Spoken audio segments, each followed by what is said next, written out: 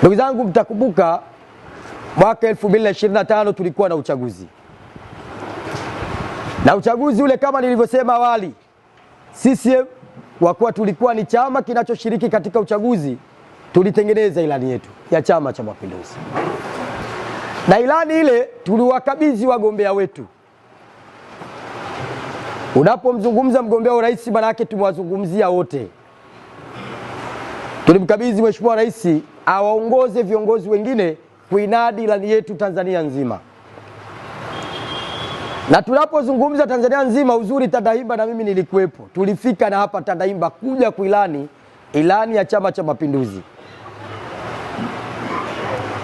Miongoni mwa ahadi Chama cha Mapinduzi kilioweka kwa miaka mitano 2025, 2030, nayo sio nyingine katika eneo la utawala bora, kwamba tutakwenda kuhuisha mchakato wa katiba mpya. Sasa nimesikia kuna chama kimejitokeza kimeanzisha operation.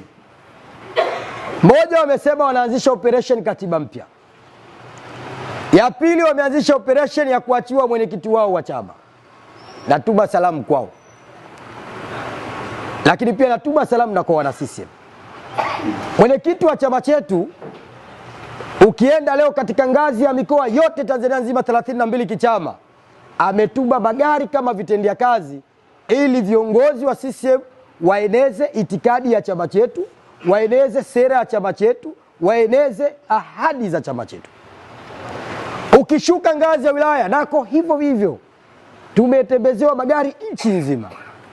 Akaenda mbali Mheshimiwa Mwenyekiti katika kuhakikisha uhai wa chama na jumuiya zake, akashusha pikipiki Tanzania nzima katika kata kwa upande wa bara na wadi kwa upande wa Zanzibar. Kama hiyo haitoshi, mwenyekiti katika kuhakikisha chama hiki kinakuwa imara, akatembeza baiskeli nchi nzima katika eneo ambalo halijapaswa kuguswa, halijawahi kuguswa au kuguswa kwake ni aghlabu kwa mabalozi wote nchi nzima. Lengo, viongozi hawa tueneze ilani ya chama chetu. Lengo, viongozi hawa tueneze sera za chama chetu. Lakini lengo, tuseme ahadi za chama chetu.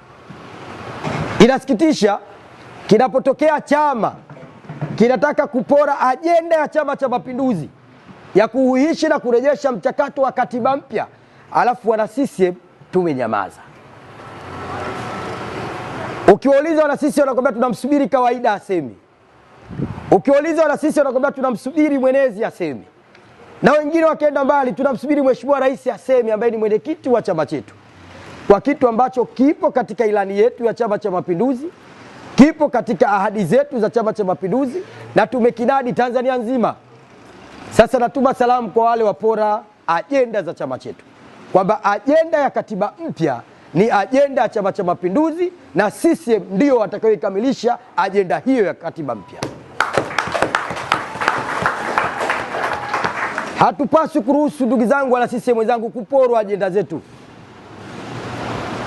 Hatupaswi na tusiruhusu hiki kitu. Lakini na ile ajenda yao nyingine, niwakumbushe kwamba hii